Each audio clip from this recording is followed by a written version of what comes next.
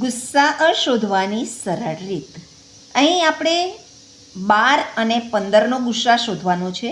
તો આપણે મોટી સંખ્યા લઈએ 15, એને 12 વડે આ નાની સંખ્યા વડે ભાગી નાખીએ.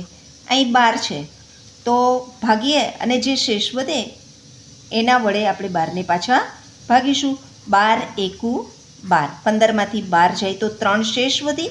હવે આ 3 વડે આ 12ને ભાગીએ એટલે 3 ચોક 12, 12માંથી 12 જાય તો 0 0.